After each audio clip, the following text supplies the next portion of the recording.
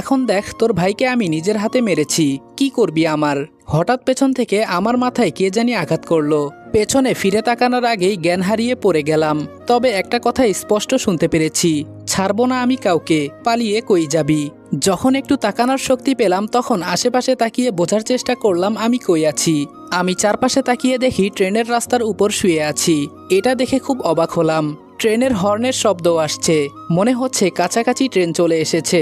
শরীরের যতটুকু শক্তি ছিল সবটা দিয়ে রাস্তা থেকে সরে গেলাম। আর এই মুহূর্তেই ট্রেন চলে আসলো।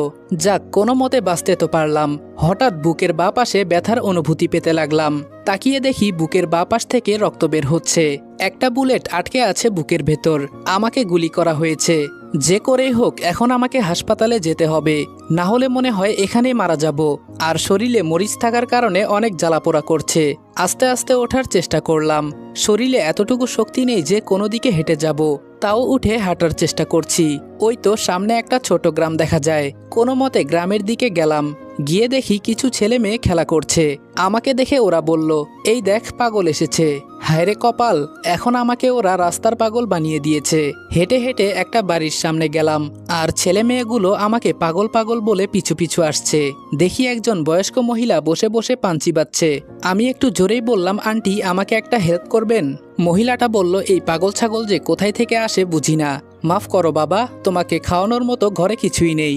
আমি বললাম, আন্টি এমন কিছুই না, শুধু আপনার ফোনটা একটু দিবেন, 1 মিনিট কথা বলবো। মহিলা বলল, পাগলে তো দেখি সেই রকম যুক্তি দিতে পারে, ফোনটা নিয়ে পালিয়ে যাবি না তো? এখন আমার যে অবস্থা, যে কেউ দেখলে পাগল বলবে, এটাই স্বাভাবিক। আমি বললাম, বিশ্বাস করেন আন্টি, খুব বড় একটা বিপদে পড়েছি। আর আমি পাগল নই। অসহায় দৃষ্টিতে তাকিয়ে বললাম। আন্টি বললেন, পাগলে কি আর বলে আমি পাগল? এই ছেলে মেয়েরা তোমরা তাকিয়ে দেখছো কি? ওকে এখান থেকে তাড়িয়ে দাও। হঠাৎ একটা মেয়ে বের হয়ে বলল, এই তোমরা থামো, একদম ওনার গায়ে কেউ হাত দিবে না। মেয়েটা দেখতে আমার বোনের বয়সী। মেয়েটা আমার কাছে এসে বলল, কি হয়েছে ভাইয়া? আর আপনাকে দেখে তো পাগল মনে হয় না, শরীরে এত রক্ত কেন আপনার? আর বুকের মাঝে এটা কিসের আঘাত? আমি বললাম, আমাকে গুলি করা হয়েছে, এজন্য রক্ত বের হচ্ছে। আমাকে একটু হেল্প করেন, শুধু একটা ফোন করব, আপনার মোবাইলটা একটু দিবেন? মেয়েটা আমার কাছে ফোনটা দিয়ে বলল, তাড়াতাড়ি করুন, আপনার তো অনেক ব্লাড বের হচ্ছে। আম্মুর নাম্বারটা তুলে কল দিলাম। ফোন ধরতেই আম্মু বলল, থানা থেকে বলছি, আপনি কে? কিভাবে আপনার সাহায্য করতে পারি? আমি বললাম, আম্মু আমি। আম্মু বলল, রনি বাবা তুই কই আছিস? তুই 2 দিন ধরে তোর কোনো খোঁজ খবর নেই। ওরা আবার তোকে কিছু করে নাই তো? আমার খুব চিন্তা হচ্ছে তোর জন্য। আমি বললাম, এত কথার উত্তর দিতে পারবো না আম্মু, আমার খুব কষ্ট হচ্ছে। মনে হচ্ছে যেন একটু পরে আমি মারা যাব। বুকের মাঝে একটা বুলেট এখনো ঢোকানো আছে। শরীর থেকে প্রচুর রক্ত বের হচ্ছে। জানি না আমার বাঁচার সম্ভাবনা কতটুকু। আর ব্যথা তো সহ্য করছি। আম্মু বলল, ওরা তোকে কি করেছে? আর তুই এখন কোথায় আছিস? তাড়াতাড়ি বল। আম্মু টেনশন নিয়ে কথাগুলো বলছে, বোঝাই যাচ্ছে। আমি বললাম, আপু এটা কোন গ্রাম? মেয়েটা বলল, জি ভাইয়া, এটাকে বলা হয় নেত্রকোনা রাজবাড়ি। আমি বললাম, কি বললে আপনাদের বাড়ি খুঁজে পাবে? মেয়েটা বলল, পান ব্যবসায়ী খোকন মিয়া বললেই সবাই চিনবেন। আম্মু বলল, আমাকে আর বলতে হবে না, আমি শুনছি। কিছুক্ষণ পর এখানকার পুলিশ তোকে নিয়ে যাবে হাসপাতালে, তুই কোনো চিন্তা করিস না। আমি আমার ছেলেকে কখনো মরতে দিব না। আমি আসছি বাবা, একটু অপেক্ষা কর। আমি আর কিছু না বলে ফোনটা কেটে মেয়েটার হাতে দিয়ে নিচে বসে পড়লাম। মেয়েটা বলল, ভাইয়া আপনার খুব কষ্ট হচ্ছে? আমি বললাম, তবে কি করার, সহ্য করতে হবে। তোমাকে অনেক অনেক ধন্যবাদ, তুমি না থাকলে আজকে হয়তো আমাকে এখানেই মরতে হতো। মেয়েটা বলল, কেন জানি আপনাকে আমার দেখে পাগল মনে হলো না, কিন্তু আপনার এই অবস্থা কি করে? আমি বললাম, অনেক বড় কাহিনী, আরেকদিন দেখা হলে বলবো। মেয়েটা বলল, আপনাকে আমি হাসপাতালে নিয়ে যাব, চলেন আমার সাথে। আমি বললাম, লাগবে না আপু, পুলিশ আসছে। মেয়েটা বলল, ও মা, পুলিশ কেন? আমি বললাম, ভয় পাবেন না, আমার আম্মু পুলিশ অফিসার। মেয়েটা বলল, বুঝে গেছি, কিন্তু আপনার শরীরের এসব লাল লাল দেখা যায়, এগুলো কি? আমি বললাম, মরিচের গুঁড়া মিশিয়ে দেওয়া হয়েছে আমার শরীরে। মেয়েটা বলল, কি? আমি বললাম, মেয়েটা এটা শুনেই দৌড়ে কোথায় চলে গেল। কিছুক্ষণ পর একটা বালতিতে পানি এনে আমার দিকে ছুঁড়ে দিল, যার কারণে শরীরের সবকিছু পরিষ্কার হয়ে গেছে। আমি বললাম, ধন্যবাদ আপু। দেখতে দেখতে পুলিশ এসে গেল। এক অফিসার আমার কাছে এসে বলল, আপনি কি রনি? আমি বললাম, জি। আম্মু আপনাদের পাঠিয়েছে তাই না? পুলিশ বলল, কোনো কথা বলবেন না, আপনার অবস্থা খুব খারাপ, তাড়াতাড়ি গাড়িতে ওঠেন, আপনার কিছু হয়ে গেলে ম্যাম আমাদের ছাড়বে না। আমি গাড়িতে বসে বললাম, ভালো থাকবেন আপু, আবার হয়তো আপনার সাথে দেখা হবে। মেয়েটা হাত বাড়িয়ে আমাকে বিদায় জানিয়ে দিল। তবে ওর হাতে একটা ট্যাটু দেখতে পেলাম, যেটা আমি আখির মুখের নিচে দেখেছি। এই রহস্য হয়তো আমি এই মেয়েটার কাছ থেকে জানতে পারবো। আগে তো আমি বেঁচে নেই, হাসপাতালে আমাকে ইমার্জেন্সিতে নিয়ে যাওয়া হলো। যখন আমার জ্ঞান ফিরল, ডাক্তার বলল, সঠিক সময়ে আপনি না আসলে হয়তো ব্লাডের অভাবে মারা যেতেন। একটু পর এক অফিসার এসে বলল, তোমার কি অবস্থা, এখন ভালো আছো? আমি বললাম, জি অনেকটাই ভালো আছি। আম্মু কি এখন আসবে? অফিসার বলল, চিন্তা করো না, একটু পরেই উনি এসে যাবেন। আচ্ছা, তোমার কি হয়েছে বলতে পারবে? আমি বললাম, আপনি আমাকে সাহায্য করেছেন এটাই অনেক, তবে আমার কিভাবে কি হয়েছে এটা জানতে চাইবেন না। অফিসার বলল, আচ্ছা সমস্যা নেই, তোমার মাকে তো তুমি চিনো, উনি কতটা রাগী, এসে আমাদের বকাবকিও করতে পারে। আমি বললাম, আমি তো আছি, চিন্তা করতে হবে না। অফিসার বলল, আমার একটু প্রমোশন দরকার, ঘরে ছেলে মেয়ে আছে, এই টাকায় হয় না। যদি তোমার মাকে বলে একটু। আমার আম্মু পুলিশ হয়েছে তো কি হয়েছে, ওনার উপর লেভেল পর্যন্ত হাত আছে, কখন কি করতে হয় উনি খুব ভালো করেই জানেন। আমি বললাম, থাক থাক, আর বলতে হবে না, এত টাকা দিয়ে কি করবেন, আবার প্রমোশন লাগে? অফিসার বলল, এই তো ম্যাডাম এসে গেছেন। আম্মু গাড়ি থেকে নেমেই আমার কাছে এসে আমাকে জড়িয়ে ধরে কান্না করছে। আম্মু বলল, বাবা এসব কিভাবে হলো, তোরে কে কি করেছে বল, ওদের ঘর থেকে টেনে বের করে মারবো আমি। আমি বললাম, আম্মু এসব কিছু নিয়ে এখন চিন্তা করো না, আমি যদি মারা যেতাম। আম্মু বলল, বাবা এসব অলক্ষণে কথা একদম মুখে আনবি না। মাহিকে দেখি আমার পাশে দাঁড়িয়ে আছে। আমি বললাম, কি রে মাহি, ভালো আছিস তুই? মাহি বলল, আমি আরো আগেই আম্মুকে বলেছি আমি ভাইয়ার কাছে যাই, কিন্তু উনি আমাকে যেতে দেয় নাই। আজকে যদি তোর কিছু হয়ে যেত? আম্মু আমার কপালে হাত দিয়ে বলল, বাবা এসব কিভাবে হলো, আমাকে একটু বলবি? আমি বললাম, আম্মু আগে আমাকে একটু সুস্থ হতে দাও, পরে বলি। আম্মু বলল, তোর যখন ইচ্ছা তখন বলিস, কেমন? হঠাৎ এক সাইডে সুমনের মতো কাউকে দেখলাম, বুঝে গেলাম ওরা হয়তো জেনে গেছে আমি এখনো বেঁচে আছি। ভুল করেছি আমি, অনেক বড় ভুল। সাপকে ঠিকই মেরে ফেলেছি, কিন্তু সাপের বাচ্চাদের যে আমার মারা উচিত ছিল, এটা তখন আমার মাথায় ছিল না। এক সময় সাপের বাচ্চাগুলো বড় হয়ে আমাকে খুঁজবে মারার জন্য, আমিও দেখব আমি থাকতে ওরা কিভাবে আমার পরিবারের গায়ে হাত তুলে। আগে আমাকে সুস্থ হতে দে, তোদের জন্য যেহেতু খুনি হয়েছি, তাহলে তোরা কিভাবে যে আমার হাত থেকে বাঁচবি এটাও আমি দেখতে চাই। আমি বললাম, আম্মু আমি আর এখানে এক মুহূর্তও থাকতে চাই না। মাহি বলল, হঠাৎ তোর কি হলো, এমন ছটফট করছিস কেন? আমি বললাম, পরে বলবো, এখন আমি কি বলছি সেটা করো। আম্মু বলল, অফিসার আমার ছেলেকে ধরে গাড়িতে তুলে দিয়ে আসো। আম্মুর কথা মতো ওরা আমাকে গাড়ি পর্যন্ত নিয়ে গেল। আম্মু বলল, তুই একটু অপেক্ষা কর, আমি ভেতরের ঝামেলাগুলো মিটিয়ে আসি। অফিসার বলল, আরে ম্যাম আমি থাকতে আপনি কেন, আপনি চলে যান, আমি এসব দেখে নিব, শুধু ভাইয়া একটু। আমি বললাম, আচ্ছা আমি দেখে নিব, তুমি চিন্তা করিও না। আম্মু বলল, কি রে বাবা? আমি বললাম, কিছু না আম্মু, পরে তোমাকে বলবো, আগে চলো। আম্মু ড্রাইভিং করছে আর মাহি আর আমি পেছনে বসে আছি। মাহি বলল, ভাই সত্যি তোর গায়ে কে হাত তুলেছে? আমি বললাম, থাক বোন, পরে বলবো, এখন ভালো লাগছে না, সেই রাত থেকে কিছু খাই নাই, শরীরে এক ফোঁটাও শক্তি নাই আমার। সাথে সাথে আম্মু গাড়িটা ব্রেক করে বলল, কি? আমি বললাম, আরে আম্মু গাড়ি চালাও, বাসায় গিয়ে একেবারে খাবো।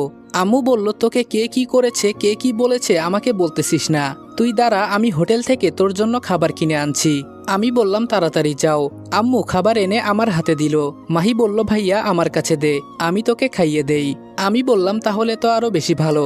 আমি খাবার খাচ্ছি আর আম্মু একটু পর পর আমার দিকে তাকিয়ে দেখছে। আমি বললাম, কি হলো আম্মু, এভাবে একটু পর পর পেছনে তাকালে অ্যাক্সিডেন্ট করবে তো। আম্মু বলল, আমার ছেলের গায়ে কে হাত তুলেছে, তার কলিজাটা আমি মেপে দেখতে চাই, ওর ভেতরে কতটুকু সাহস আছে। আমি বললাম, আরে আম্মু এসব বাদ দাও, যা হয়েছে সব ভুলে যাও। আম্মু বলল, তুই না বললেও আমি এর খোঁজ নিব, ছাড়বো না আমি কাউকে। আমি বললাম, দেখ মাহি, আম্মু কি শুরু করেছে। মাহি বলল, ঠিকই তো বলেছে আম্মু, আমিও তোর কসম করে বলছি ওকে আমি ছাড়বো না।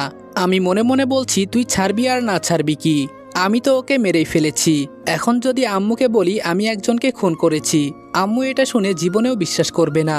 যে ছেলে কারো সাথে কোনোদিন রাগ করে কথা বলে না, সে নাকি আবার মানুষ খুন করবে। পরে উল্টো আম্মু আমাকে দোষ দিবে। যখন আম্মু বলে তখন 2-5 বুঝিয়ে দিব। মনে মনে এগুলো বলছি আর চুপ করে হাসছি। কি ছিলাম আর কি হলাম। আবার হঠাৎ আম্মু ব্রেক করলো। আমি বললাম, আম্মু এখন আবার কি হয়েছে? মাহি বলল, সামনে তাকিয়ে দেখ। সামনে তাকিয়ে দেখি 2টা মেয়ে আর একটা ছেলে, তবে ছেলেটাকে দেখে মনে হচ্ছে পুলিশ, ওর গায়ে পুলিশের পোশাক আছে। মেয়েটা চশমা পরতে পরতে আমাদের গাড়িতে হাত রেখে বলল, এই মহিলা, এই পুলিশের জিপ গাড়ি কোথায় থেকে চুরি করে আনলি? মাহি বলল, আম্মুকে মহিলা বলিস, তোরে তো তুই চিনিস আমার আম্মুকে? আমি বললাম মাহি চুপ কর, দেখি আম্মু কি বলে। আম্মু বলল তোমাদের পরিচয়টা কি জানতে পারি? দাঁড়িয়ে থাকা চিকন মেয়েটা বলল এই যে আপনি কার সাথে কথা বলছেন জানেন? উনি আমাদের থানার ওসি, তাই উনি যাই বলে তাই করবেন। মনে রাখবেন সম্মান দিয়ে কথা বলবেন, না হলে ম্যাম কিন্তু অল্পতেই রেগে যায়। আমি আস্তে করে বললাম মাহিরে আজকে মনে হয় ওরা শেষ।